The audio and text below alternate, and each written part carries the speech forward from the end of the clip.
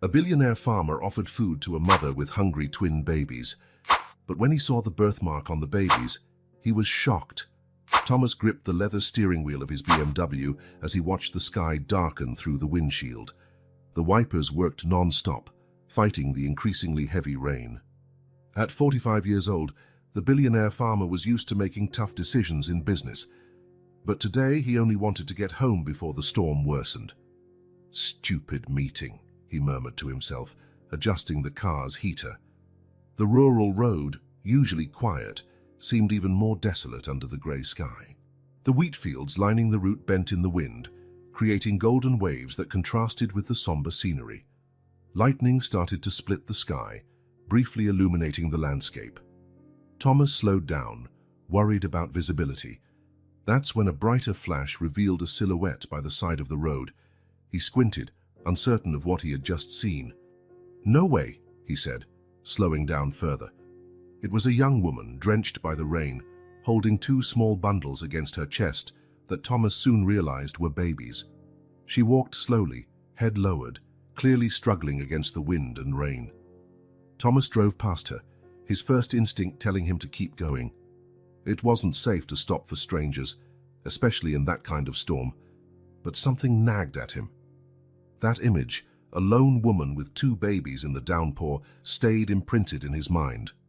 To hell with it, he decided, braking sharply. He turned the car around and drove back, stopping a few yards ahead of her. He rolled down the passenger window. "Hey!" "Need some help?" he shouted over the noise of the rain. The woman looked up, revealing delicate but exhausted features. She couldn't have been older than 25. She held the babies tight against her, distrust clear in her eyes. "I'm fine, thanks," she answered curtly, continuing to walk. Thomas watched through the rearview mirror. The babies looked tiny, protected only by a thin blanket. The situation was clearly desperate, no matter what the woman claimed. He stepped out of the car, instantly feeling the pounding rain. Within seconds, his Italian suit was soaked through. "Look, there's a storm coming," he called out, keeping a respectful distance. "It's not safe to stay out here with those kids." The woman stopped, regarding him with a mixture of fear and pride. "I don't know you," she said, voice trembling. "My name is Thomas Miller. I have a farm a few miles away." He pointed in that direction. "I can take you there or wherever you need to go. Just don't stay out in the rain with these babies." Thunder rumbled, making one of the babies cry. The woman tried to soothe him, gently rocking him, but her hands were shaking with cold. "I'm Marie," she finally said, "and these are my children." Thomas noticed her bluish lips and soaked clothes. The worn bag slung over her shoulder looked like all she had in the world. "Marie, you and your babies will get sick if you stay out here," he said firmly but kindly. "I'm not asking you to trust me. I'm just offering temporary shelter from the storm." Another lightning bolt lit the sky, followed by even louder thunder. This time, both babies started crying. Marie looked at them, then at the sky, and finally at Thomas. "All right," she said reluctantly, "but only until the rain stops." Thomas nodded, relieved, and quickly opened the back door of the car. Marie hesitated a moment before cautiously approaching. "You sure?" he asked, noticing her hesitation. "I don't have much choice, do I?" She gave him a sad smile. Thomas helped her into the car, doing his best not to invade her personal space. The contrast was stark. Marie, in worn-out, simple clothes, wet hair stuck to her face, clutching two babies wrapped in frayed blankets, now settled on the immaculate beige leather seat of a luxury vehicle. "Sorry for getting your car wet," Marie mumbled as Thomas returned to the driver's seat. "Don't worry about it," he replied, turning the heater to full blast. "What matters is getting you out of this rain." Thomas checked the rearview mirror. The babies had calmed a bit thanks to the heat in the car, but they still looked pale and uneasy. Marie, for her part, sat stiffly as though ready to flee at any second. "How old are they?" Thomas asked, trying to break the ice while driving carefully on the slippery road. 6 months, Marie replied, her voice softening when she glanced at the babies. "They're twins." Thomas nodded, eyes on the road. "My farm is about 10 minutes away. You can use the phone, get a hot bath, have something to eat, and no strings attached." Marie remained silent, but Thomas noticed her shoulders relax slightly. Outside the car, The storm grew stronger, the rain lashing the fields and the highway. Inside, only the soft hum of the engine and an occasional whimper from the babies broke the silence. Thomas kept a firm grip on the steering wheel, aware of the responsibility he'd just taken on. He knew nothing about this woman or her story, but something told him this was no random encounter. As the car rumbled down the rural road, he felt he had just made a decision that would change his life forever. The wrought iron gates swung open automatically as Thomas's car approached. Marie gazed out the window, her eyes widening at the sight of the sprawling property. "You live here?" she asked, voice nearly a whisper. Thomas nodded, observing her reaction through the rearview mirror. The main house was a two-story colonial-style building with white columns and large windows. Surrounding it were acres of farmland stretching into the distance, partly hidden by the rain. "My family's had this farm for 3 generations," he explained, parking beneath a covered porch. "Come on, let's get you inside before the storm gets worse." Marie stepped out of the car carefully, holding the twins tight. Lightning brightened the sky, and she instinctively crouched to shield the babies. Thomas opened the front door and flipped on the lights, revealing a spacious entrance hall with polished wooden floors and a staircase leading upstairs. "Sophia," he called. After a few seconds, without an answer, he explained, "My housekeeper must have left early because of the storm." Marie hovered near the door, seeming even more diminutive in the grand surroundings. "Come," Thomas said, guiding her down a corridor. "We have several guest rooms. You can stay in the one at the end of the hall. There's a crib in the room next door that we can use for the babies." "A crib?" Marie asked in surprise. "For my niece," Thomas explained. "She stays here sometimes." He stopped at the door of a large bedroom with a queen-size bed, decorated in shades of blue and white. "Will this do?" "The bathroom's right there." Marie entered cautiously, her eyes sweeping over the spotless room. "It's perfect, thank you." Thomas noticed how tightly she held the babies, who were growing restless. "I'll get the crib and some clean towels. You and the babies need to dry off." While Marie placed the babies on the bed, propping pillows around them to keep them from rolling, Thomas went to the next room and brought out a portable crib, setting it up quickly next to the bed. "I'll grab some towels and fresh clothes, and I'll fix you something to eat." "Don't go to any trouble," Marie said hurriedly. "It's no trouble," Thomas replied with a gentle smile. "I'll be right back." In the kitchen, Thomas opened the fridge and started gathering ingredients for a simple soup. As he chopped vegetables, his mind drifted to the mother and children upstairs. How did such a young woman, with 2 babies, end up walking alone in that kind of storm? Where was she coming from? Where was she going? He put a pot of water on to boil and continued preparing the meal, something he rarely did. Sophia generally handled it all, but Thomas was capable of managing the kitchen when he needed to. About half an hour later, he returned to the bedroom carrying a tray with a steaming bowl of soup, fresh bread and a glass of juice. He knocked softly on the door. "Come in," Marie responded. Thomas found her sitting on the edge of the bed, wearing the dry clothes, a t-shirt and sweatpants he'd found for her. The babies, also in dry clothes from a drawer, were asleep in the crib. "Hope these fit," he said, setting the tray on the bedside table. "They're perfect, thanks." Marie pulled at the oversized t-shirt. "And thanks for the babies' clothes, too." Thomas glanced at the sleeping twins. "What are their names?" "Lucas and Laura," Marie said, a soft smile briefly brightening her face. "They're wiped out." "I bet you are too," he said, gesturing to the soup. "Eat while it's hot." Marie hesitated, but the soup smelled too good to resist. She picked up the bowl and began to eat slowly, as though she wanted it to last. "It's delicious," she murmured between spoonfuls. Thomas settled into an armchair near the window, keeping a polite distance. The storm still raged beyond the walls, rain hammering against the windows. "May I ask what you were doing on that road?" he ventured gently. Marie paused, her eyes meeting his briefly before she lowered them again. "I'm looking for work," she answered simply. "The town I was in, things didn't work out." Thomas sensed there was more to it, but didn't pry. "Where are you headed?" "I don't know yet." She finished the soup and placed it back on the tray. "Maybe Cedar Falls. I heard there could be jobs there." One of the babies stirred in the crib, making a soft noise. Marie immediately stood and moved to him, adjusting the blanket and caressing his cheek until he settled back into a deeper sleep. Thomas observed the gesture, noting the affection and worry in her eyes.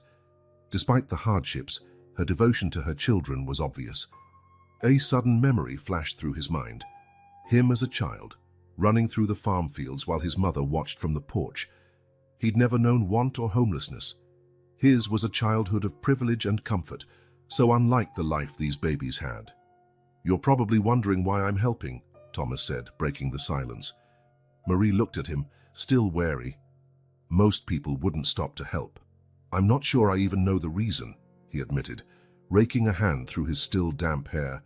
"It was instinct. Whatever the motive." "Thank you," Marie said sincerely. "We'll be out of your way tomorrow morning." Thomas nodded, though a part of him was already thinking about how else he could help her. Something about this young mother and her twins tugged at a deep place in his heart. "The storm will probably last through tomorrow," he remarked, standing up. "Stay as long as you need to." He walked to the door, pausing before stepping out. "If you need anything during the night, my room is the third door on the right. Don't hesitate to call." Marie nodded, giving him a shy smile. "Thank you again, Thomas." As he shut the door, Thomas wondered what had changed in him that day. Why had he stopped on that road? Why had he let strangers into his home? Was it simply kindness or something else? Back in his own room, lying in bed and listening to the rain, Thomas reflected on the unusual day. In his 45 years, he rarely acted on impulse. Every decision was calculated, especially after taking charge of the family business. Maybe he was compensating for something, trying to fill a gap with an act of charity, or maybe, just maybe, fate had placed that young family in his path. Either way, as sleep finally claimed him, Thomas felt sure of one thing. He had no regrets about stopping his car on that stormy road. Early sunlight spilled through the kitchen windows as Thomas brewed coffee. He'd slept surprisingly well, all things considered. Sophia, his housekeeper, arrived first thing and was astonished to hear about the unexpected guests. "I'll prepare a hearty breakfast," she said, removing eggs and bacon from the fridge. "That poor young lady must be starving." Thomas smiled, grateful for her willingness. "Thanks, and please, no questions." "As you wish, Mr. Miller," Sophia replied with a discreet nod. Light footsteps approached in the hallway, heralding Marie's arrival. She appeared in the kitchen doorway, one of the twins in her arms. "Good morning," she offered timidly. "Morning," Thomas said, pulling a chair out for her. "Did you sleep all right?" Marie nodded, settling into the chair. "Better than I have in a long time." The baby in her arms stretched and gurgled happily, a sound that filled the kitchen with warmth. "This is Lucas," Marie said, adjusting him on her lap. "Laura's still sleeping." Thomas leaned in, intrigued by the baby. Lucas had chubby cheeks and big, curious eyes, fascinated by the new environment. "He likes you," Marie commented when Lucas reached out a tiny hand toward Thomas. Hesitant, Thomas offered him a finger, which the baby grabbed with surprising strength. That simple gesture stirred something inside him, a feeling he couldn't quite name. "Can I hold him?" he asked, surprising himself. Marie seemed momentarily taken aback, but nodded. "Sure." She handed Lucas over to Thomas's somewhat awkward arms, and he held the baby carefully, as if he were afraid the tiny child might break. "Support his head," Marie guided gently. "Yes, just like that." Thomas adjusted his hold, captivated by the little creature in his arms. The baby stared at him with curious eyes, as if trying to figure out who this stranger was. "Hello, Lucas," Thomas whispered softly. At that moment, Sophia set a pitcher of juice on the table. "Breakfast will be ready in a few minutes. I'll make some baby food too." "You don't have to go to so much trouble," Marie began. "Nonsense, dear," Sophia interrupted her with a warm, motherly smile. "My grandchildren come to visit me often." A baby's cry echoed down the hallway. Marie stood up hastily. "That's Laura. I'll be right back." Thomas remained cradling Lucas, rocking him gently. He felt an odd sense of familiarity with the baby, something he couldn't quite place. Marie returned a few minutes later, carrying Laura. Unlike her brother, she seemed grumpy after waking up. She always wakes up like this, Marie said, a tender smile on her face. Thomas handed Lucas back to Marie and offered to hold Laura instead. As they switched babies, Lucas became fussy, reaching out to his sister. They hate being separated, Marie explained. Sophia brought breakfast, eggs, bacon, toasts, and fresh coffee. While they ate, Thomas watched the twins. Lucas had calmed down and was now sitting in Marie's lap, trying to grab a spoon. It was then that the baby moved, and Thomas noticed something. Lucas's t-shirt slid up slightly, revealing his right shoulder. There, almost hidden, was a small crescent-shaped birthmark. Thomas felt his stomach drop. He quickly glanced at Laura, looking for a chance to see her shoulder too. "Do they have any birthmarks?" he asked casually, trying to keep his voice steady. Marie seemed surprised by the question. "Yes, both have the same mark on their right shoulder. How did you know?" "I noticed when Lucas's t-shirt rode up," he replied, his mind racing. "It's funny, isn't it? A little crescent moon on both," Marie said, gently pulling Laura's shirt collar aside to show it. "Identical. The doctor said it's rare for twins to have exactly the same birthmark." Thomas stared at Laura's mark, a small crescent, just like Lucas's, and just like his brother's. A sudden memory hit him like a blow. Paul at 16, laughing as they swam in the farm's lake. "It's the Miller family mark," he joked, showing the small crescent on his own right shoulder. "Dad has one like it, you know." Paul, his younger brother, dead nearly 3 years now in a car accident. At least that's what everyone believed. Thomas felt his breath catch in his throat. The room seemed to spin. That mark. That damned mark that occasionally appeared in the Miller family for generations. "Are you all right, Thomas?" Marie's voice sounded distant. He blinked, forcing himself back to the present. "Yes, sorry. I just remembered something I need to do today." Marie watched him curiously. "You suddenly look pale." "I'm fine, just a bit tired." Thomas stood abruptly, half his coffee left untouched. "Sophia will take care of you. I have some things to handle in the office." He left the kitchen quickly, feeling Marie's puzzled stare on his back. In the hallway, he leaned against the wall, taking a deep breath. It couldn't be. It was impossible. In his office, he shut the door and went straight to the bookshelf. With trembling hands, he picked up a silver picture frame. The photo showed him and Paul at their last Christmas together. Paul was smiling broadly, that infectious grin he was known for. Thomas sank into the leather chair, still holding the picture. Paul had died. His car was found wrecked at the bottom of a ravine. His body was never fully recovered due to the fire. Identification was done through personal items and dental records. But those babies in the kitchen, with that birthmark. Thomas opened his desk drawer and pulled out an old album. He flipped through it until he found the photo he wanted, Paul at 12 on a beach, proudly showing off the birthmark he called his personal emblem. There it was, exactly like the twins, a small crescent moon on the right shoulder. The timing fit. If Paul had somehow survived and if he had started a new life, the babies would have been conceived shortly after the alleged accident. Thomas closed the album with a snap. His mind was racing, connecting dots, forming theories, some bordering on the absurd. Could Paul be alive? Had he assumed a new identity?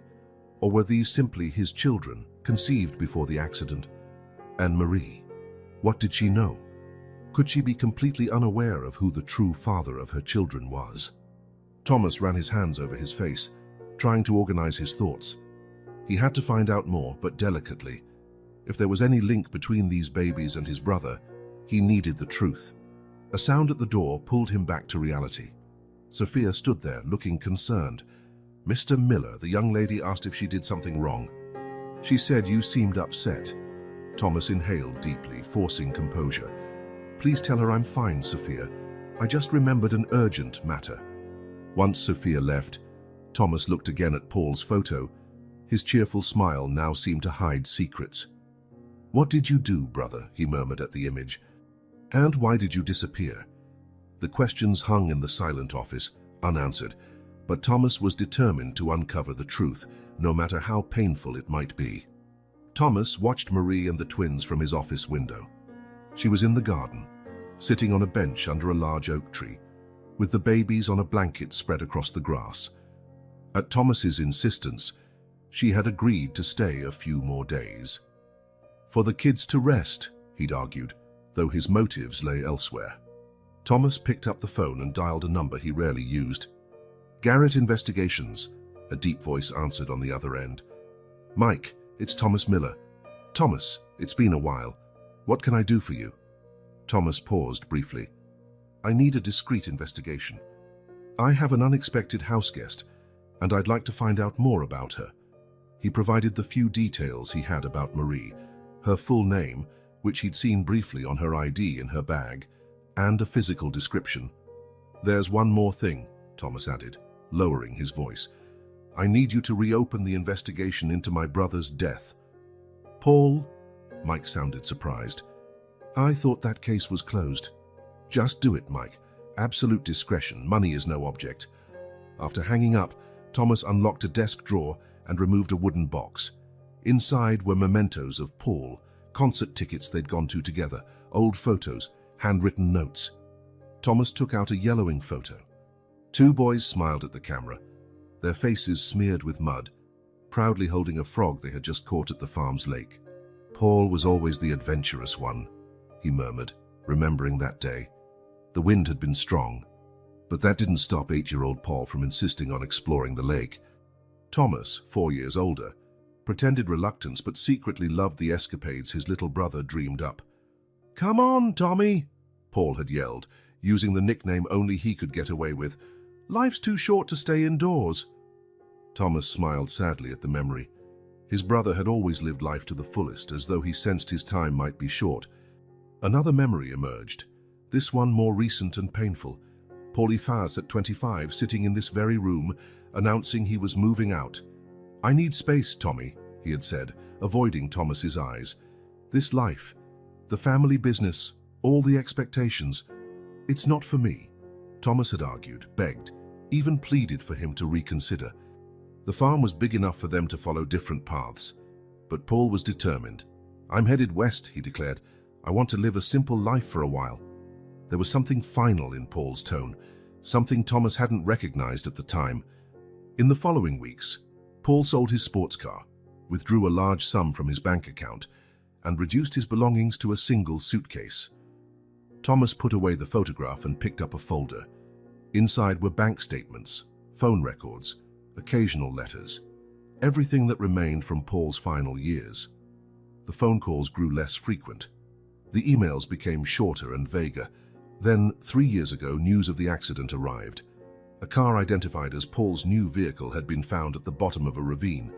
Thomas flipped through documents, searching for any clue he might have missed. Paul had bought a used car after arriving out west. He'd rented a small apartment in a town called Riverdale. He'd found work as a carpenter in a local shop. "Carpenter," Thomas muttered. Paul had always been good with his hands, carving little wooden sculptures since they were kids. One detail caught his eye. In the 6 months before the accident, Paul made regular withdrawals of small amounts of cash. Nothing that would raise red flags, but collectively it added up to a considerable sum. Thomas closed the folder, frustrated. None of it explained the twins' identical birthmarks or Marie's presence here now. The sound of children's laughter drifted in from outside.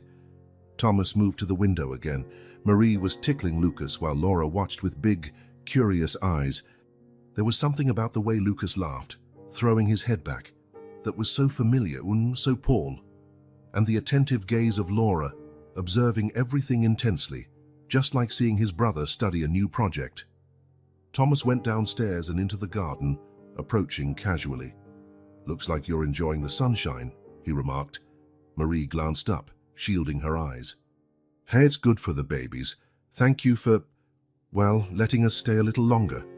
Thomas nodded, sitting on the grass near them. Lucas immediately crawled toward him, curious about the newcomer. "He likes you," Marie observed, with a slight smile. Thomas picked the baby up, carefully studying his face, the shape of his eyes, his chin. There was something there. Something of Paul's, but also features Thomas didn't recognize, presumably from Marie. "You never mentioned their father," Thomas commented lightly, hoping to sound casual. The smile vanished from Marie's face, replaced by wariness. There isn't much to say. He's not around. He's no longer with us, Marie said, holding Laura close, almost seeking comfort. Thomas wanted to ask more, but saw Marie's expression close off. He changed the subject, talking about the weather and dinner plans, but his mind continued spinning, fitting puzzle pieces together. Later that day, Sophia told him something interesting.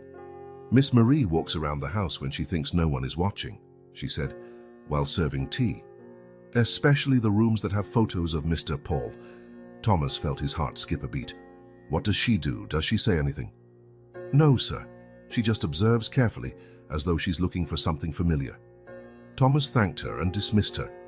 In his office, he gazed at the photo of Paul on his desk, one of the last pictures taken of his brother before he left. Paul's smile looked strained, as if he was already planning his escape. The phone rang, interrupting his thoughts. I've got some preliminary info, said Mike. Marie Johnson, 25, orphaness, grew up in foster care. She worked as a waitress in several places over the last few years, and her last known location? A cafe called The Blue Door in Riverdale. Thomas felt his breath rush out. Riverdale, the same town where Paul had moved. I want everything you can find about that cafe, who worked there, who frequented it. And Mike, look for any possible connection to Paul. After hanging up, Thomas returned to the window. Outside, Marie was gently pushing a baby stroller that Sophia had found in the attic. She looked more at peace these past few days, like she'd found a safe place at last. What were you doing in Riverdale, Paul? Thomas murmured to himself.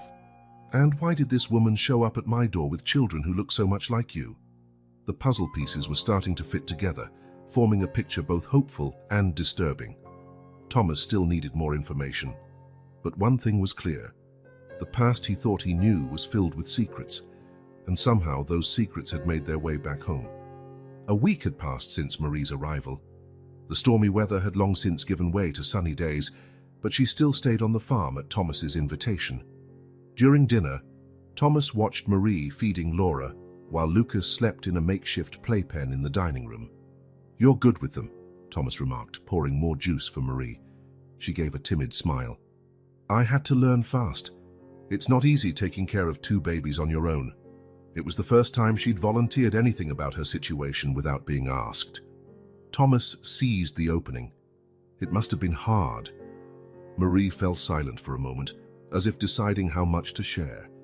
When I found out I was pregnant, I thought I couldn't handle it, she began quietly. But he was so happy as it gave me strength. The twins' father. Marie nodded, her eyes fixed on Laura. He was a good man, a simple man, but with a huge heart. Thomas felt a lump in his throat. What happened to him? An accident, Marie's voice broke, right before the babies were born. I was alone, with no family, no money. Thomas wanted to ask more about the accident, but something in Marie's face warned him not to push. The pain was still fresh. I'm sorry, he offered genuinely. Marie wiped away a stray tear. I was lucky to find kind people along the way, like you, Thomas smiled, feeling both guilt and fondness. Part of him was investigating Marie behind her back, while another part genuinely cared about her welfare. Why don't you stay a bit longer? He heard himself say, surprising even himself. The farm is big, and Sophia loves helping with the babies. Marie looked startled. We've already imposed too much. Not at all, Thomas interjected gently. Honestly, I enjoy the company. This house has been too quiet these past few years. She studied his face, perhaps searching for any deceit. Finally, she nodded. Maybe we can stay a couple more weeks, until I find a job and a place. No rush, Thomas assured. You're welcome for as long as you need. The next day, Thomas showed Marie around the property. The twins were napping under Sophia's supervision while they strolled through the lush fields stretching to the horizon. All of this is yours, Marie asked, impressed by the farm's size. It's the family's, Thomas clarified. My grandfather started with just a few acres, then my dad expanded. Now I manage everything. It must be a huge responsibility. It is, he admitted, but I have great employees, and I do love what I do, turning the land into something productive. They stopped near a small lake, lined with willow trees. It was a peaceful spot, hidden from the rest of the property. "This was my brother's favorite place," Thomas said, sitting on a fallen log. "He spent hours here, fishing or just thinking." Marie sat next to him. "You have a brother?" Thomas hesitated. "I did. Paul died 3 years ago." "I'm sorry," Marie said gently, touching his arm for a brief moment. Thomas felt a shiver at the contact. It was the first time she had initiated a touch. "He was younger than me," Thomas went on, "always the rebel of the family. Questioned everything, defied traditions. He sounds interesting." Thomas smiled at the memory. "He was. He had a free spirit I admired, even when it drove me crazy." Marie looked out at the lake, her expression serene. "This place has a good energy. I can see why he liked it." Over the following days, Thomas noticed a change in Marie. She seemed more relaxed, less defensive. She began helping Sophia in the kitchen, learning to bake bread and make preserves. Sometimes, Thomas found her in the garden, the twins on a blanket under the shade, quietly reading a library book. One afternoon, he discovered her in the music room playing the piano. It was a simple melody, played with tentative fingers. "I didn't know you played," he said from the doorway. Marie stopped abruptly, blushing. "I don't, really. I've always wanted to learn, and when I saw the piano—" "Please, keep playing," Thomas encouraged, stepping into the room. "It hasn't been used in years." "Did your brother play?" she asked, gently pressing the keys. Thomas nodded, sitting in a nearby armchair. He was talented, self-taught, like many things he did. Marie smiled and resumed the simple tune. Thomas closed his eyes, letting himself be carried away by the music and memories. It was strange how Marie seemed to bring Paul back into his life, even without knowing the possible connection between them. At night, Thomas received updates from Mike about the investigation. Indeed, Paul had been a regular at the cafe where Marie worked. Witnesses confirmed seeing them talk, but no one knew how deep their relationship went. "Keep digging," Thomas instructed over the phone. "I want to know everything about Paul's last months in Riverdale." As he filed away the investigation notes, Thomas wondered if he was doing the right thing. With each passing day, he grew fonder of Marie. Her kindness, quiet strength, and devotion to her children were drawing him in like a magnet. But if his suspicions were correct, were the twins Paul's children? And if they were, why hadn't Marie said anything? What was she hiding? A baby's cry interrupted his thoughts. Thomas left his office and saw light under Marie's bedroom door. The crying continued, getting louder. He knocked lightly. "Is everything okay?" Marie opened up, looking exhausted. She held Lucas, who was inconsolably crying. "He has a fever," she explained, worried, "and I can't get Laura to sleep while I'm taking care of him." Thomas entered the room and saw Laura standing in the crib, about to start crying too. "I can help," he offered. "What do you need?" "Could you hold Laura while I give Lucas his medicine? She gets upset when her brother cries." Thomas took Laura in his arms, surprised at how natural the movement felt. She looked at him with huge, curious eyes, then gripped his shirt with her tiny hands. "Hey there, little one," he whispered. "Your brother's going to be okay." Marie gave Lucas the medicine, rocking him gently to calm him. Thomas paced the room with Laura, humming a lullaby his mother used to sing. Slowly, Lucas settled down. Marie sat on the bed, still holding him. "You're good with kids," she observed, watching Laura nearly fall asleep in his arms. He smiled. "I guess it's instinct. I've never really spent much time around babies." Marie indicated a spot beside her on the bed. Thomas sat down, still holding Laura, who was now asleep. "Thank you," Marie said, "not just for tonight, but for everything." In the stillness of the bedroom, with both children asleep and Marie beside him, Thomas felt an odd sense of belonging, as though somehow this moment was meant to be. "Marie," he whispered, almost unconsciously, "who really are you?" She looked at him, confused. "What do you mean?" Thomas shook his head, pulling back. "Nothing. I'm just glad you're here." Marie smiled, and for a moment, Thomas forgot his doubts and suspicions. In that instant, in that quiet room, they were simply two adults, caring for two innocent children.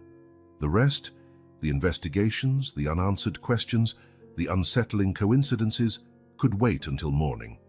The brown envelope lay on Thomas's desk the next morning when he entered his office. Mike Garrett, ever efficient, had left the report with farm security at dawn for maximum discretion. Thomas shut the door, poured himself some coffee, and sat down, staring at the envelope for a few moments before opening it. Inside was a detailed report on Marie Johnson and, more importantly, on Paul Miller's final years. "Let's see what you were up to, little brother," Thomas muttered, skimming the document. The first pages confirmed what Thomas already knew. After leaving the family farm, Paul traveled west, eventually settling in a small town called Riverdale, about 200 miles away. A place with fewer than 10,000 people, the kind of town where everyone knows one another. Typical of Paul, Thomas thought. He always wanted a simpler life. The report explained that Paul got a job as a carpenter in a local furniture store. He didn't use his family connections or his business degree. Instead, he started from scratch as an apprentice, gradually building a reputation as a skilled craftsman. Thomas flipped through the pages, absorbing details of his brother's new life. Paul rented a modest apartment above a hardware store, took his meals at the local cafe called the Blue Door, and spent Sundays fishing at the town lake. He seemed to live a quiet and anonymous existence. One detail intrigued him. Paul had maintained a secret bank account, separate from his family finances. Thomas had known it existed, but never questioned its purpose. Now the report revealed an interesting pattern: small, regular withdrawals of cash over the 2 years leading up to the accident. Thomas grabbed the phone and called Mike. "I need you to investigate these cash withdrawals. Where was the money going?" "Already working on it," Mike replied. "But I have something else you might want to see." Turn to page 15. Thomas flipped through the report until he found the mentioned page. There was a photograph that made his heart clench. It showed Paul, unshaven and in simple clothing, sitting on a park bench. The date indicated it was taken about a month before his supposed accident. "Where did you get this?" Thomas asked, still staring at his brother. "Local newspaper archives. They did a piece on a community project to refurbish the town's playground." Paul was one of the volunteers. Thomas thanked him and hung up, continuing to study the image. Paul looked so different, relaxed, living simply, yet simultaneously he recognized his brother's familiar spark. He seemed happy, at peace. Turning the page, Thomas found even more details about Paul's life in Riverdale. Evidently, he'd become part of the community, involving himself in local projects. He'd helped build an animal shelter, started a fundraiser to renovate the library, offered free woodworking lessons to at-risk teenagers. "What were you doing, Paul?" Thomas whispered. "Why hide all of this from us?" A partial answer came a few pages later. The report showed records of anonymous donations to local causes, the town hospital, a daycare for underprivileged kids, a senior meal program. The amounts matched the regular withdrawals from Paul's secret account. Pride and sadness washed over Thomas. Paul had been using his money, family money, to quietly help others, never seeking credit. It was so typical of him. He turned another page and found what intrigued him the most: information on Marie Johnson. As suspected, she had worked at the Blue Door Cafe for nearly 3 years, the same cafe Paul visited every day. The report included a photo of the establishment, with Marie behind the counter, smiling at a customer. Thomas studied the image, trying to see if the partially visible customer was Paul, but it wasn't clear. According to witnesses Mike had interviewed, Paul and Marie developed a friendship over time. He would come into the cafe every morning, always sitting by the same window, often staying for hours to read or work on furniture sketches. Marie, new to town at the time, started as a waitress and eventually became the cafe's manager. Locals commented that the two seemed close, but nobody was certain of the exact nature of the relationship.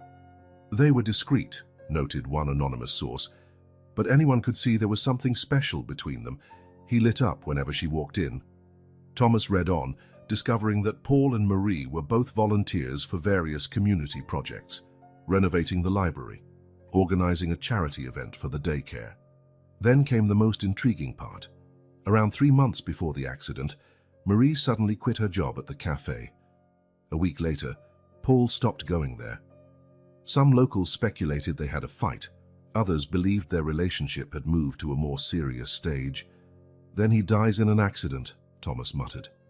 And 9 months later, Marie has twins. The timeline made sense. If Paul and Marie were involved, and if the twins were his, why had she never said his name? Why not contact the family after the accident?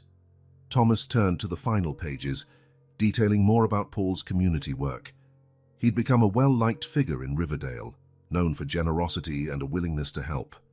A local shop owner was quoted, "Paul had a huge heart, always the first to lend a hand when someone was in trouble. There were records of anonymous donations to various causes, always small enough not to attract attention, but collectively making a real impact on the small town." Thomas suspected it was all Paul's doing, using his secret fund. "You built a whole new life," Thomas murmured, closing the report. "One that made you truly happy." He thought of Marie, the twins, those identical birthmarks. All the answers were here, in plain sight, yet something still felt off. If Marie and Paul were together, why had she never mentioned his name? Why didn't she recognize pictures of Paul in the house? And, above all, why was she walking alone on that rural road, so near the miller's farm? Thomas locked the report in his desk drawer. He had more questions than ever, but decided not to confront Marie just yet. If she had a secret, she had to share it willingly, when she was ready. Through the office window, he saw Marie in the garden again, pushing the baby stroller Sophia had found. She looked calmer these days, as if she had finally found a safe haven. "I'll wait," Thomas decided. "She'll open up when she's ready." Meanwhile, he asked Mike to keep investigating. So many puzzle pieces remained missing, and Thomas was determined to piece it all together. His brother's fate and the mysterious woman who had appeared at his door with 2 children who might be his niece and nephew. The house was quiet that afternoon. Thomas had gone to a meeting in town. Sophia was off for the day, and the twins were finally napping after a busy morning. Marie wandered down the second-floor corridor, feeling an odd mixture of peace and restlessness. Nearly 3 weeks into her stay at the farm, she was starting to feel at home. It was a dangerous feeling, she knew. None of this was permanent. Soon she'd have to move on, find her own path with the babies. Marie stopped in front of Thomas's office. It was always closed, always respected, but today she noticed it was slightly ajar. "Just a quick look," she told herself, nudging the door open gently. The office looked exactly as she imagined, elegant, organized, lined with bookshelves, dominated by a large desk, and bright windows overlooking the fields. It exuded power and tradition. Marie strolled around slowly, lightly touching the leather-bound books, admiring items on the desk: a vintage pen, a crystal paperweight, a silver photo frame showing a younger Thomas. An entire wall was filled with framed pictures. Marie moved closer, curious. Most showed the farm in different eras, some in black and white, others in color. Thomas appeared in many, always with the same serious posture. Then her gaze fell on a larger photo in a place of honor, and Marie felt her breath catch. At what looked like a formal event, there stood an elegantly dressed family, an older man and woman in the center, Thomas to the left in a dark suit looking composed, and on his right, smiling subtly, stood Paul. Paul. Her Paul, yet not her Paul. This one wore an expensive suit, sporting a neat haircut clearly belonging to a world of wealth and privilege, not the simple carpenter in worn jeans and t-shirts she had met in Riverdale. "It can't be," Marie whispered, stepping closer to the photo. A burst of memory flooded her. Paul entering the cafe on a rainy morning, wet hair, that gentle grin.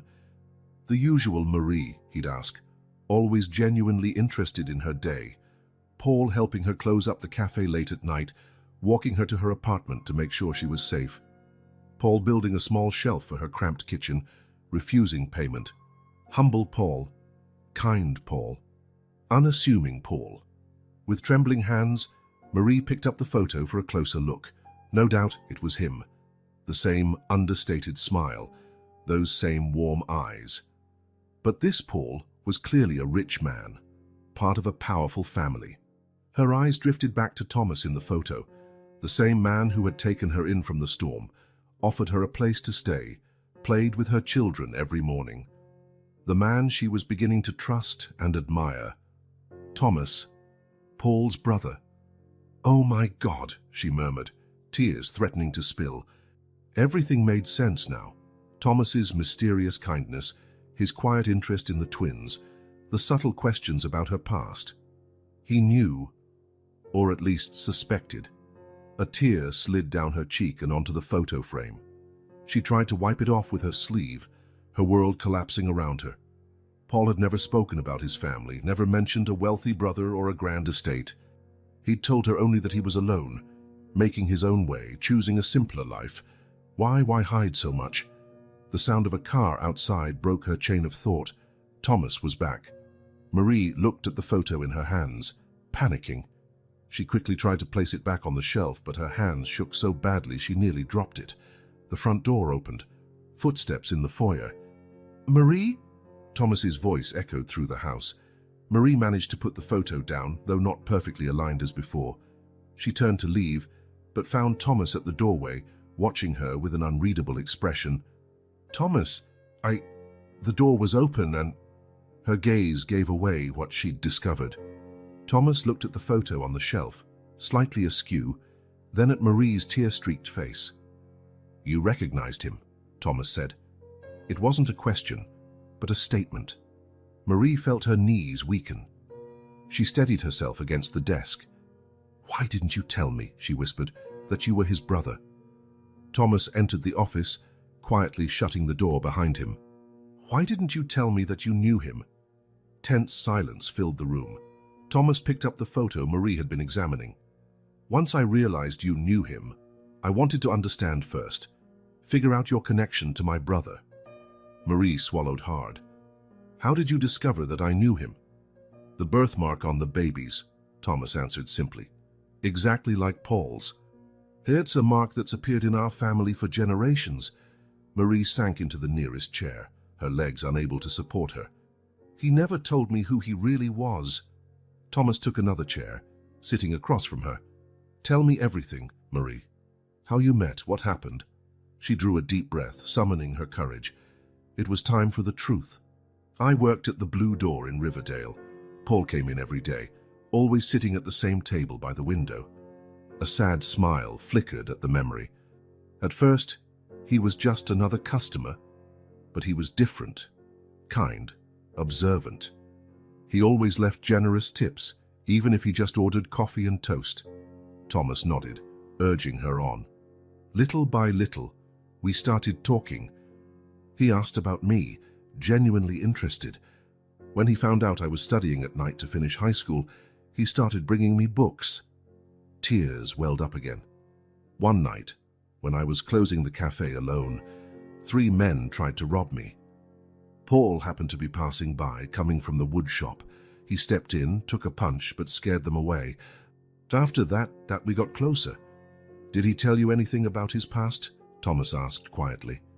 Marie shook her head. "Only that he came from a family back east who didn't understand him. He said he left to find his own path. I believed him. Why wouldn't I?" She looked at her hands, wringing them nervously. "Paul helped me when I needed it most. My apartment got condemned after a flood, and he found me another place to stay. When I lost my second job at a diner, he introduced me to the library manager for a part-time position. He was always there for me, never asking for anything." Thomas listened attentively, seeing his brother through Marie's eyes. It was the Paul he'd known, unfailingly generous, always putting others first, yet reserved about his own feelings. "When we started dating, it felt so natural," Marie continued. "He was the kindest person I'd ever met. Everyone in town adored him." "And then," Thomas prompted, sensing her hesitation. Marie fixed her gaze on the window, toward the lush farmland. "I got pregnant. It wasn't planned, but when I told Paul, he was so happy." Her voice wavered. "He said he was the luckiest man in the world. He started making plans, looking for a house for us." Tears were now flowing freely.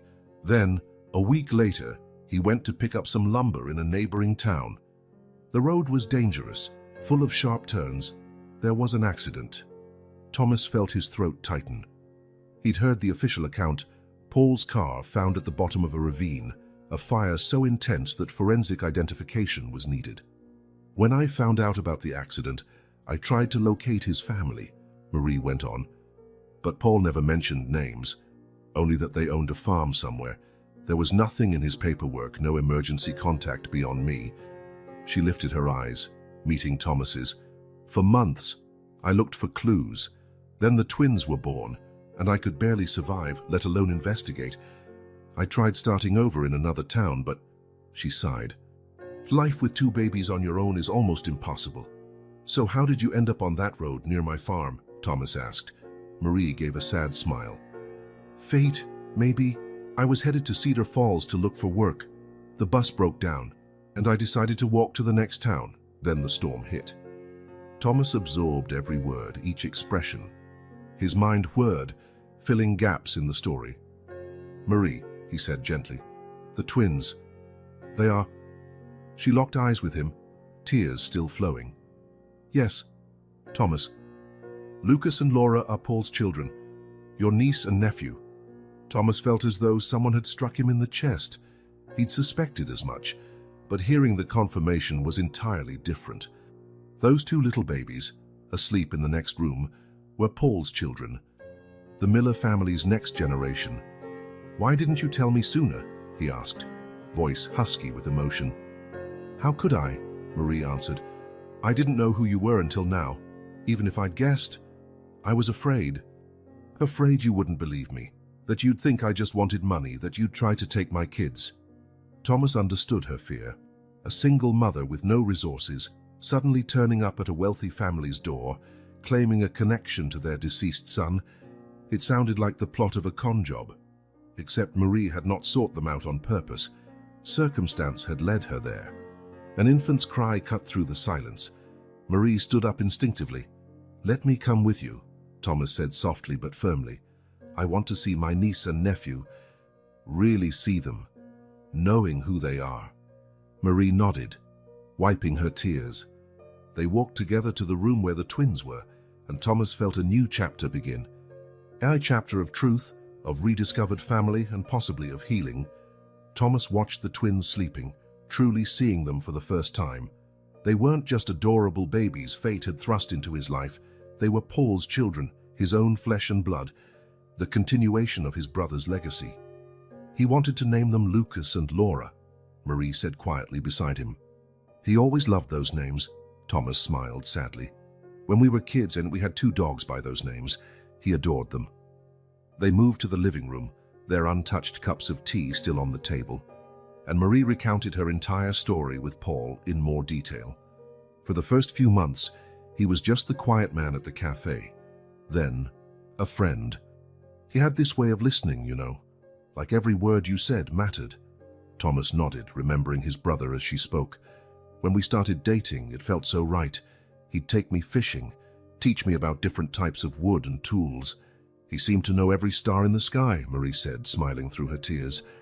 We lived in such simple worlds, or so I thought. He never mentioned his family or where he came from, just said he distanced himself from them because of different life choices. I assumed it was a normal family disagreement, maybe about his career. Marie shook her head. I never imagined all this. Thomas ran a hand through his hair, trying to process everything. I feel such a strange mix of emotions. Joy that part of Paul lives on in these babies, anger that he never told us, and sorrow for what you went through alone. Marie met his eyes, hers brimming with tears again. Why would he hide who he was? Did he feel ashamed of his family? No, Thomas said immediately. Paul loved us, despite our disagreements. I think he wanted to prove he could build something on his own, without the Miller name or money. Quiet reflection settled between them. What happens now? Marie finally asked. What does this mean for the twins? For us?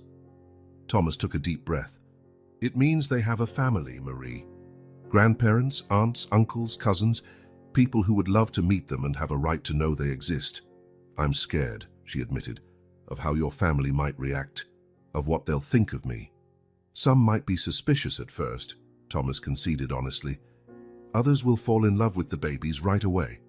In the end, what matters is they're Paul's children. After more discussion, they agreed the first step was telling Claire, Thomas, and Paul's mother. Thomas picked up the phone, visibly nervous as he dialed. "Mom, yes, I'm fine. Listen, I need you to come to the farm tomorrow." "It's important." "No, I can't explain on the phone." "Yes, it's about Paul." Hanging up, Thomas looked spent. "She's coming tomorrow. I also called my sister, Jennifer." Over the next hours, the phone rang multiple times. Curious relatives, some anxious, others excited by the mystery. "Aunt Martha thinks I found buried treasure on the property," Thomas said with a humorless laugh. "Uncle Robert is convinced I'm selling the farm." Marie listened, her stomach tight with anxiety. "Your mother's reaction is what matters most, right?"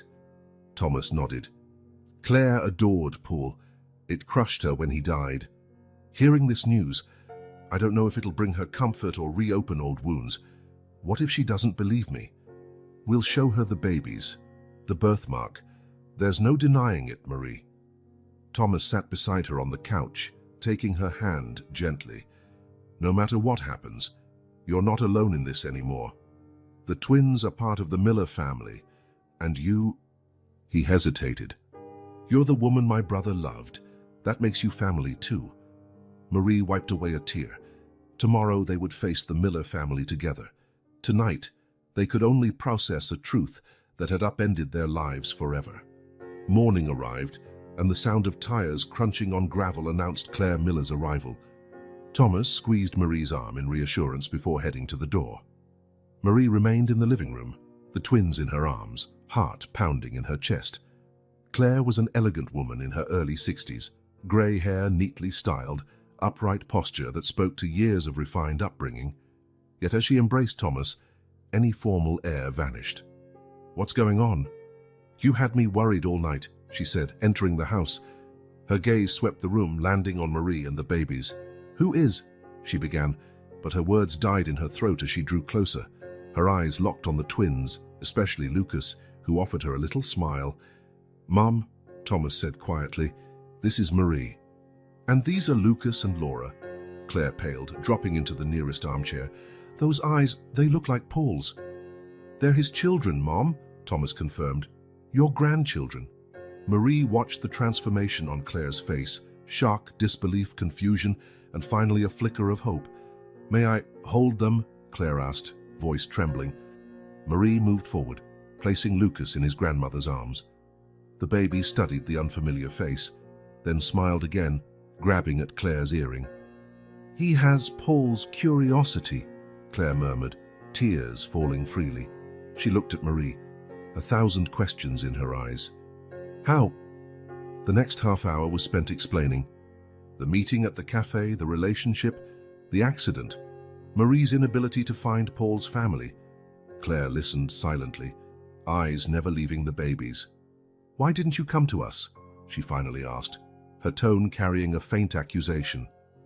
Marie's stomach twisted. "I tried Mrs. Miller. Paul never gave me names, only that he had family somewhere back east. There was nothing in his documents." Tense silence followed. Claire studied Marie's face as if searching for deceit. "Mom," Thomas intervened gently. "Marie didn't know. Paul chose to hide his identity. It's not her fault." Claire exhaled deeply. Paul was always stubborn, always needed to prove he could do things his way. She looked back to Marie with softer eyes. "Was he happy with you?" The question caught Marie by surprise. "Yes," she answered earnestly. "Very happy, especially when he found out about the babies." Claire nodded, as though confirming something to herself. Handing Lucas back to Marie, she reached out for Laura.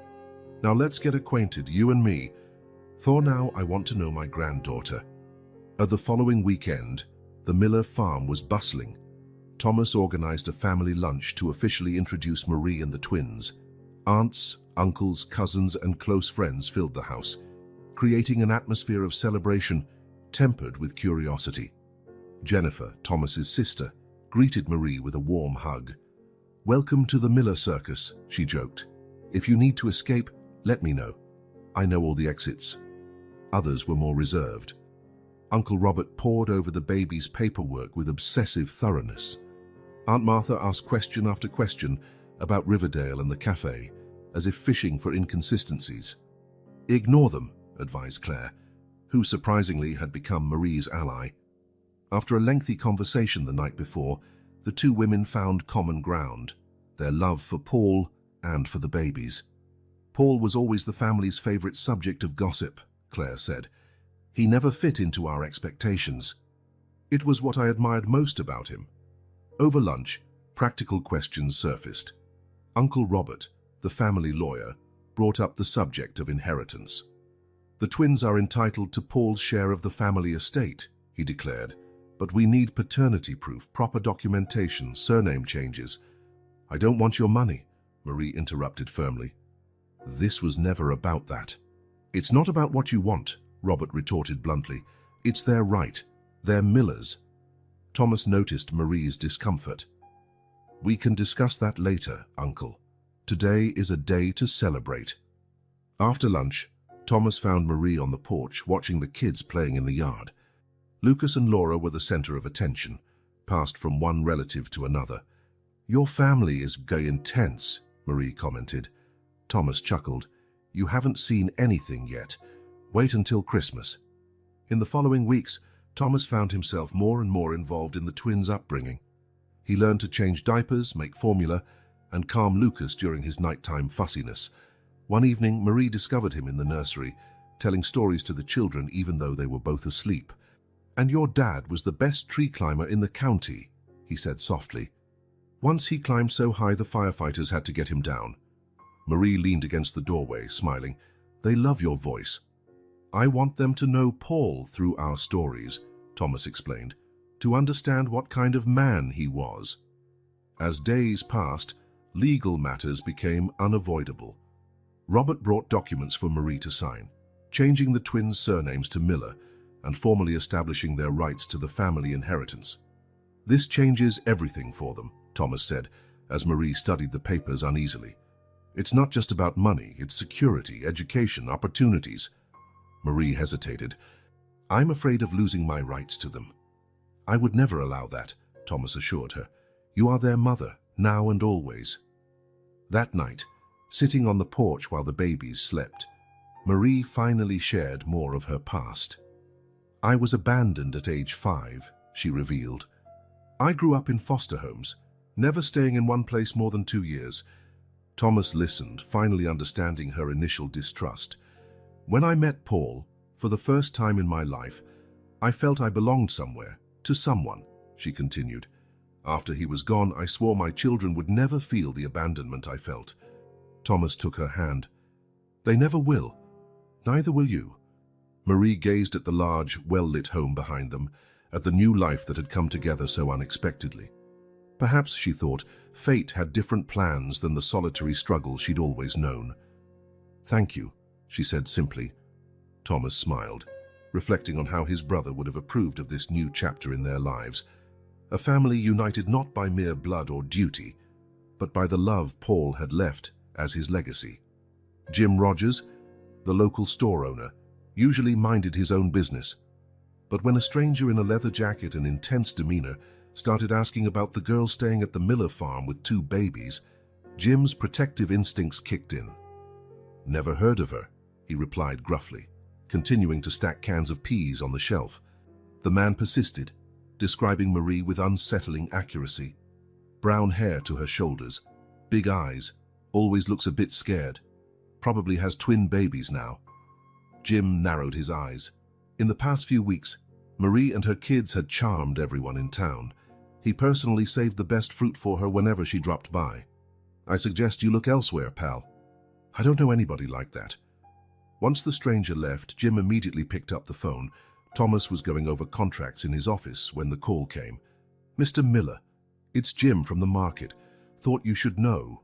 There's a guy here asking about Miss Marie. Didn't like his attitude."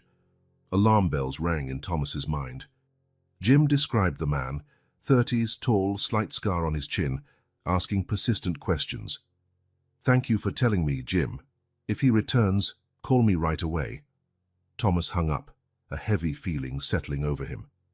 In the 2 months since Marie and the twins arrived, they had integrated smoothly into the farm and community. For the first time, Marie seemed truly relaxed and confident. And now this. Discreetly, Thomas tightened security on the property. He hired 2 extra guards, installed cameras at the gates, and instructed his staff to report any strangers. That night, over dinner, Thomas watched Marie playing with the twins. Lucas was trying to grab the spoon while Laura giggled at the mess.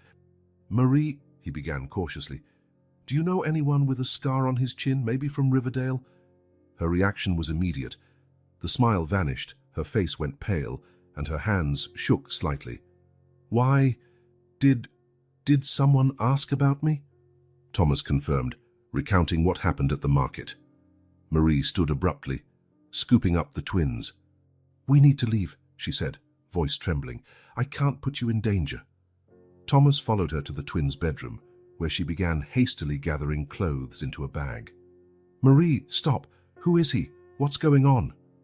She froze, baby clothes still in hand. When she turned, tears filled her eyes. "It must be Derek, my ex." Marie's memories reeled back 3 years. Her first month in Riverdale, working at the Blue Door. Derek seemed charming, attentive, protective, always showering her with compliments and gifts. The relationship escalated quickly, too fast for her to notice the warning signs. First came the jealousy, then the control, deciding who she could see, how she should dress, where she could work. Finally, when she tried to leave him, the violence, a shove that slammed her against a wall. Apologies, flowers, promises, until it happened again. Worse. At the time, Paul was just a regular customer. He noticed the bruises she tried to hide, the perpetual fear in her eyes. One night he offered help with no judgment. Marie refused. Then a week later, after Derek broke her wrist, Paul was there at the hospital. "I don't talk about it," Marie told Thomas, her voice breaking. "I don't want the twins to ever find out." "Marie," Thomas said, holding her hands, "I need to know, is this man dangerous?" She nodded, tears streaming. "Paul helped me escape. Derek was traveling, and Paul moved me to an apartment on the other side of town. When Derek came back and found out, he went crazy, threatened to kill us both." "What did Paul do?" "I'm not entirely sure. He just said he took care of it." Derek vanished after that. Paul said he'd never bother us again. Thomas processed this. He knew his brother would fiercely protect anyone he cared about, but violence was never Paul's way. "We're not running away," Thomas declared. "This is your home now. We'll deal with this together." The next morning, Thomas contacted the local sheriff, an old family friend. Without revealing sensitive details, he explained the situation and asked for discreet monitoring. "If this Derek shows up, I want to know immediately. Also check if there are any warrants on him." 3 uneventful days followed. Marie began to relax again, until Thomas suggested a quick trip to town for a distraction. "Sophia can watch the twins. We'll have lunch at that new restaurant and then stop by the store." Marie agreed, welcoming a few hours of normalcy. Dressed in a light yellow sundress, something she'd never worn before, she seemed like a different person, far removed from the frightened young woman Thomas had encountered in the rain. Lunch was lovely, with Marie laughing at Thomas's childhood stories. Then they strolled to the market for groceries Sophia needed for a special cake. That's when Marie spotted him. Derek stood with his back turned, but she'd recognize that stance anywhere. Instinctively, she clutched Thomas's arm, freezing in place. "It's him," she whispered. Thomas reacted immediately, guiding Marie into a nearby gift shop.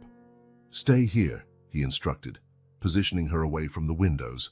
Then he called the sheriff, who said he was 2 minutes away.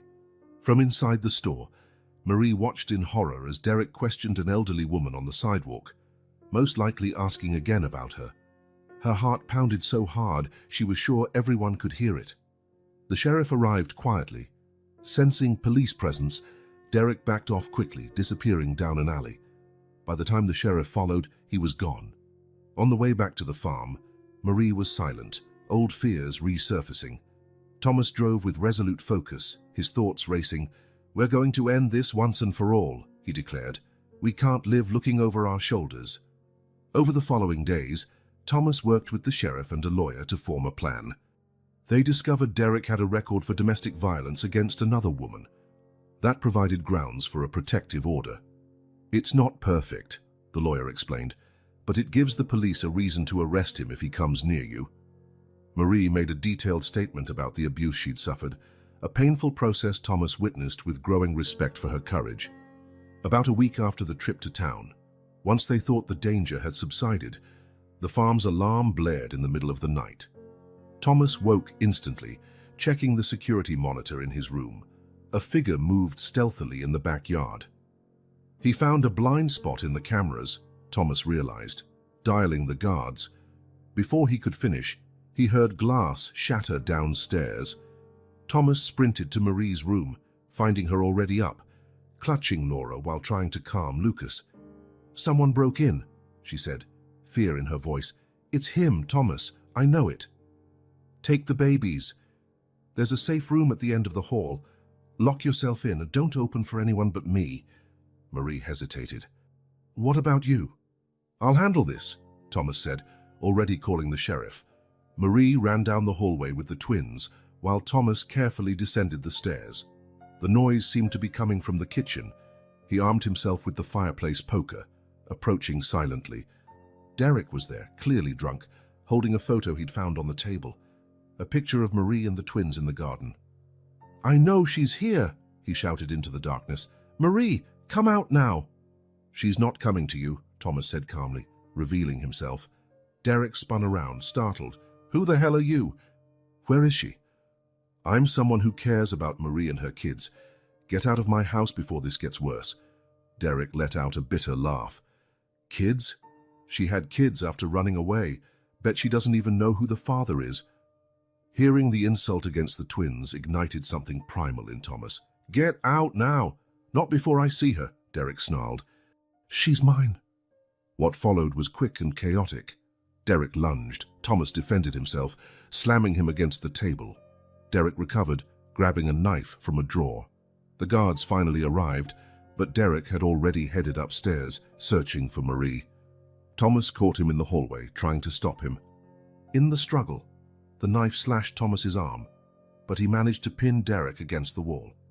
"It's over," Thomas declared as the guards cuffed Derek. Marie emerged from the safe room, still holding the twins. "Marie!" Derek shouted, seeing her. "You betrayed me! Left me for this rich guy!" Marie approached slowly, eyes locked on the man who had tormented her for so long. "No, Derek. I left you because you were abusive and dangerous, and I'm never going back." Derek thrashed against the handcuffs. "That stupid carpenter threatened to kill me if I came after you again. Said he had connections, that he'd ruin me." Marie turned to Thomas, confused. "Paul said that," Derek continued, desperate. "He showed me photos of his family, said they were powerful, could make me disappear. I didn't believe him, until I found out who he really was." Then Marie understood. "Paul revealed his true identity to protect me." "Your carpenter boyfriend was a damn millionaire," Derek raged on. "He gave me 10 grand to disappear, threatened me with lawsuits, jail time." The sheriff finally arrived, taking charge of the situation. Derek was hauled away, still yelling accusations and threats. After the authorities left and the guards returned to their posts, Marie and Thomas sat in the living room, spent. The twins, by some miracle, had drifted back to sleep. "So that's how Paul took care of it," Marie said, still processing the revelation. "He used his real identity to protect me, even if it meant exposing his secret." Thomas gave a sorrowful smile, his arm now bandaged. "He really did love you." Marie finally broke down, tears flowing, not from fear but relief. Years of constant anxiety, of always glancing over her shoulder, were over. "Is it really done?" she asked, scarcely daring to hope. "Yes," Thomas assured. "Derek violated the restraining order, broke into private property, assaulted us with a weapon, and there are witnesses. Coupled with his previous record, he'll be locked up for a long time." Marie took a deep breath, feeling lighter than she had in years. "I don't know how to thank you." "You don't have to," Thomas replied, squeezing her hand. "We're family now." By morning, Claire arrived in a rush, having been alerted to the incident. Jennifer brought her own kids over to distract the twins. Even Uncle Robert showed up, offering additional legal support. Gathered on the porch, the family talked excitedly, doting on the twins, while Thomas watched Marie. She was smiling, truly smiling, without the old shadow of fear in her eyes. Later, when everyone had gone and the babies were asleep, Thomas found Marie outside, gazing at the stars. "What are you thinking?" he asked, sitting next to her. "How life can turn around," she replied. "4 months ago, I was desperate, alone with 2 babies. And now you have a family," Thomas finished. "Yes," she agreed. "A family." Thomas drew in a long breath, choosing his words carefully. "Marie, I know everything happened fast for us, but there's something I realized during all this turmoil." She looked at him expectantly. "I don't want you to stay here temporarily. I want this to be your permanent home, yours and the twins. Not just because they're Paul's children, but because you've become my family too."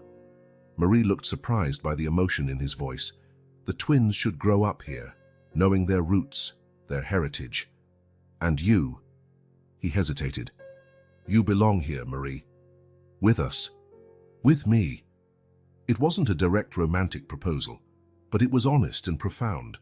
An offer of belonging, a future, a home. Marie turned to the grand house, the starry sky, the kind man beside her who had risked his life to protect her. The feeling of finally being home, of having found her place, was overwhelming. "Yes," she answered softly, voice thick with emotion. "This is our home now." Thomas smiled, relief and happiness flooding his features. Together they gazed at the stars, pondering the strange chain of events that led them here and the future they would build. A family bonded not just by Paul's blood in the twins' veins, but by the love and respect that had grown among them. Under the starlit sky, the shadows of the past finally receded, replaced by the promise of brighter days ahead. The seasons changed at the Miller farm, bringing new routines and habits. Marie adapted to rural life with surprising ease. Each morning she strolled through the fields with the twins in a stroller, greeting the workers and learning about the land she now called home. One sunny afternoon, Thomas found her on the porch sketching the old barn with precise, talented strokes.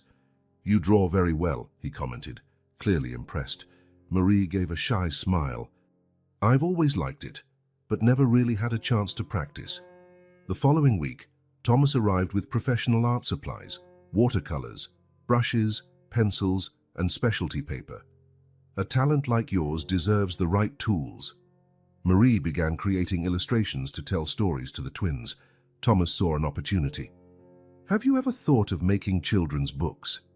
I have an editor friend who'd love to see your work." Despite initial self-doubt, Marie accepted the challenge. Thomas transformed an empty room into a small studio for her, complete with good lighting and space to work while the babies played nearby. 3 months later, Marie signed her first publishing deal. The stunned look on her face as she received the first check made Thomas smile proudly. "See? You just needed a chance to shine." Their co-parenting of the twins evolved naturally. Thomas had a special knack for soothing Lucas through his fussy nights, while Marie handled Laura's toddler tantrums with expert patience. "It's amazing how different they are," Thomas remarked one evening, after settling Lucas to sleep. "Lucas has Paul's tenacity," Marie noted, "that stubborn streak, but also that kindness. And Laura has his inquisitive eyes, that way of studying everything before taking action." As they grew, their personalities became more distinct. Lucas was the adventurous type, always climbing furniture and exploring new corners.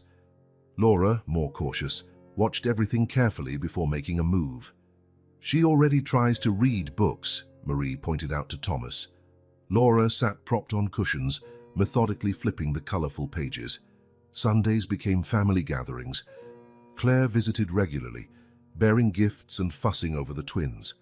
Jennifer brought her kids to play with their new cousins. Even Uncle Robert, initially so skeptical, now treated Marie and the twins like true members of the family. During Easter dinner, Claire lifted her glass for an emotional toast. To Paul, who left us too soon but whose spirit lives on in his children's eyes, and to Marie and Thomas, who give these children the love and family they deserve. Later on the porch, Thomas found Marie gazing at the stars again. "What's on your mind?" he asked, settling beside her. "How Paul would be happy to see his kids here at home," she said softly. Thomas nodded thoughtfully. "I used to think my life was all about running the farm and upholding the family legacy. It felt so straightforward. And now I see none of that matters more than people. Lucas, Laura, you. Paul always knew that. Maybe that's why he chose a different path." Preparations for the twins' first birthday were in full swing, symbolizing more than just their growth. It had been nearly a year since Thomas had found Marie on that stormy road. A few days before the celebration, over lunch in town, Thomas handed Marie some legal documents. "What's this?" she asked curiously. "Papers to officially register the twins with the Miller last name," he explained, "so Lucas and Laura can carry their father's name legally." Marie read them, deeply moved. "That means a lot. They deserve it. It's what Paul would have wanted," Thomas said kindly. "And it guarantees they're recognized as part of the family, with all the rights and protection that entails." Marie signed without hesitation. "Paul would approve. He always admired you, you know." "How do you know that?" "He never talked about me. Not by name. But he spoke of an older brother he admired for his integrity and loyalty." On the twins' birthday, after the large family party, Thomas suggested something special. "How about we take a trip tomorrow, to Riverdale?" Marie considered, then nodded. "I think it's time." Early the next morning, they set off. The small town felt simultaneously familiar and strangely distant to Marie. "It feels like another life," she said, strolling along the main street. She showed Thomas the key places, the blue door, where everything started, with Paul always at that window seat, the furniture shop where he'd worked, the park he had helped renovate. "It was in that apartment where I found out I was pregnant," Marie recalled, pointing to a second-floor window. "Paul was so happy. He danced with me until we were dizzy." At day's end, they stopped at a scenic overlook that revealed the whole town. The twins, now awake, marveled at the view. "Thank you for everything," Marie said. "For helping me face the past without fear, for showing me I can have a career, raise my children, be happy again." Thomas smiled, balancing Lucas in one arm and wrapping the other around Marie's shoulders. "We're an unusual family, aren't we? Brought together by coincidences, tragedy, and second chances." "The best family I could imagine," Marie replied, resting her head on his shoulder. As the sun set over Riverdale, the four of them remained close together, bound by the love of a man no longer physically with them, but present in each of them. Thomas, the brother who'd found his true purpose, Marie, who rediscovered her strength, and the twins, who would one day learn the extraordinary story that brought them here. The past was honored, and the future opened up ahead, bright with new possibilities. The farm office, once used solely for business, now buzzed with the activity of family planning. Thomas and Marie bent over maps and documents spread across the large oak desk. "If we convert these areas to organic farming," Thomas explained, pointing to colored sections on the map, "we can supply produce to the county's school lunch program." Marie nodded, jotting notes. "And we could create an educational program here so kids can learn where their food comes from." Over the months, their partnership had grown beyond raising the twins. Marie offered fresh perspectives on the family's business, while Thomas provided the resources to realize her ideas. "Paul would love this," Thomas remarked. "He always said our farm should benefit more people." Outside in the garden, visible through the window, the twins played under Sophia's watchful eye. Now 18 months old, their personalities were more defined than ever. Lucas, fascinated by machines, was trying to take apart a toy car with intense concentration. Laura, beneath a tree, flipped through a picture book, fully absorbed. "Lucas has the same focused expression Paul had when figuring out a problem," Thomas observed. "That little frown between his eyebrows." Marie smiled. "And Laura has his love of stories. Yesterday, I found her reading to her stuffed animals." Inspired by discovering Paul's projects in Riverdale, Marie had started her own charitable initiative. She began modestly, offering art lessons to underprivileged children at the local library. Soon it grew into a wider program, providing art supplies and scholarships. "I got 5 more applications today," she told Thomas, showing him the forms. Talented kids who'd never get a chance to develop their abilities without help. Thomas watched her with growing admiration. Marie had turned her own pain into something positive, using her experiences to identify and support those in vulnerable situations. One evening, after putting the twins to bed, Thomas found Marie sorting old photos into an album. "I want them to know their father," she said. "Not just Paul the Miller heir, but also the Paul I knew, the humble man who helped strangers and made beautiful furniture by hand." Thomas sat beside her, contributing his own stories. "When we were kids, Paul convinced our teacher we should have outdoor classes. He argued so well that we spent an entire semester studying science at the lake." They laughed, sharing memories that gradually built a complete picture of Paul, not just the rebellious son who left the family, not just a secret millionaire carpenter, but a complex, generous man who left an indelible mark on both of their lives. Marie received a letter from her old social worker, informing her that Derek had served his time and would soon be released. Old fears stirred, but this time she chose to face them head-on. "I won't live in fear anymore," she declared, tearing up the letter. "The twins have stability and a loving family. Nothing can change that." Thomas admired her resolve. "If he appears, we're prepared, but I think he got the message last time." On a Sunday afternoon, watching the twins play with other children in the yard, Marie shared an idea she'd been contemplating. "Have you ever thought about taking in more kids? There are so many out there who need a home, a chance." Thomas looked at her in mild surprise, though not entirely. Marie's heart had always been big. "Are you talking about adoption? Maybe fostering first," she suggested. "There are so many kids in the system, just waiting for someone to care." The thought stayed with them over the coming days, evolving into more concrete plans. The big house had more than enough space, and the Millers' resources could make a real difference in children's lives.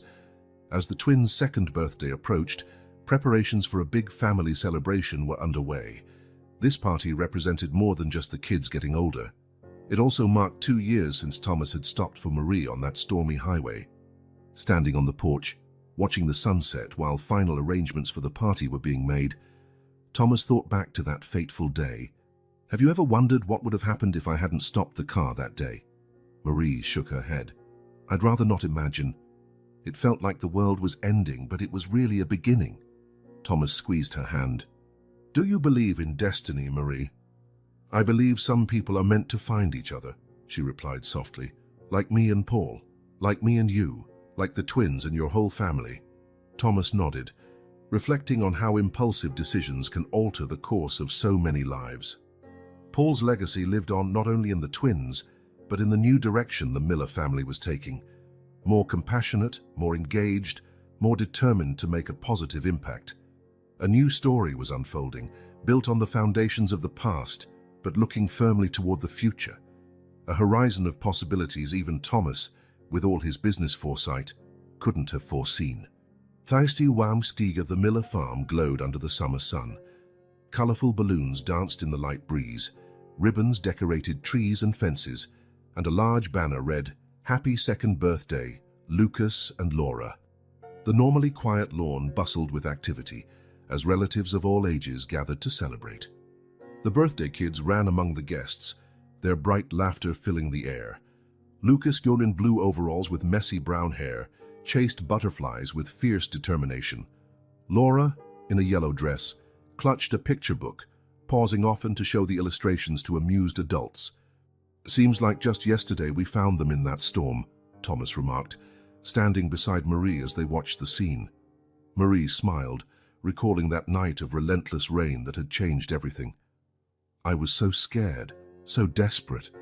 Thomas followed her gaze to where Claire was fussing over the twins, showering them with extravagant presents.